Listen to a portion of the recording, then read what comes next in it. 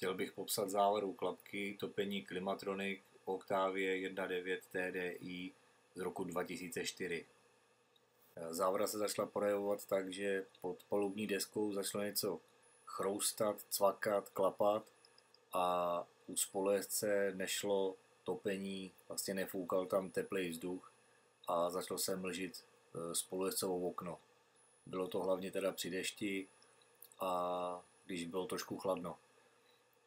Takže tady popisuju nějak, jak se mi povedlo odstranit tu závadu a možná, že vám to taky pomůže. Klapka je umístěná na středovém tunelu pod nohama spolujezdce vlevo nahoře a je nutný kvůli tomu sundat i kastlík. Ten kastlík je držený pár šroubkama, asi 5 šroubků a jde to docela jednoduše. V tom kastlíku bude světýlko a airbag a obojí je připojený konektorama, takže je potřeba opatrně odpojit. Klapka se dá jednoduše odšroubovat, ale potom sundat z ní ramínko znamená pootočit celou klapku, protože ramínko má takový jako zámek a zámek je potřeba vysadit, pak už to jde jednoduše. Pozor na konektor, ten konektor je tam přicvaknutý, má takovou speciální aretaci a ta aretace je potřeba taky určitým způsobem odehnout a vysadit konektor, aby nedošlo k nějakému poškození. Jo, je to tam teďka vidět. Klapka má v sobě potenciometr a ten potenciometr, to je právě ta příčina té poruchy.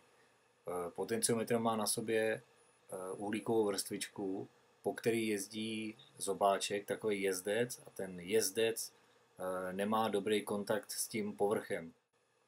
Řídící jednotka se snaží nastavit určitou polohu klapky, ale nedaří se jí to, protože zpětná vazba od potenciometru je špatná, vlastně leživá, takže neví, v jaký pozici je klapka a tím pádem pořád bzučí, pořád hledá tu pozici a když se jí to nedaří nějakou dobu, tak potom škrtící klapku nebo klapku nastavení vzduchu vypne a hodí do poruchy.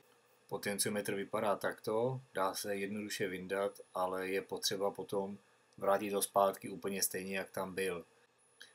Má na sobě nějaké označení a dá se koupit i samostatně.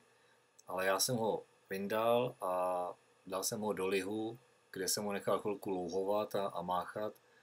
Párkrát jsem s tím povotočil, procepal ho a vrátil zpátky na místo. Škrtící klapku nebo klapku vzduchu jsem zavřel zpátky, tak jak tam byla, a namontoval ji do auta.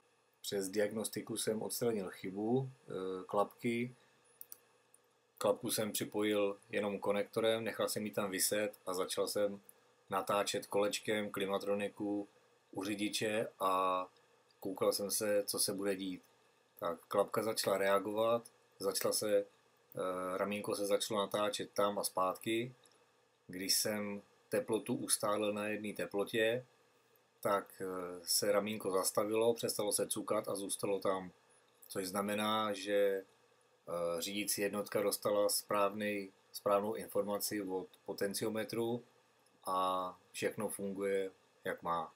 Takže takhle se dá opravit jednoduše klapka od Bosche a nemusí se kupovat nová nebo dávat do servisu.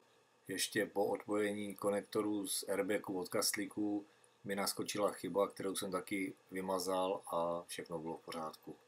To je celý.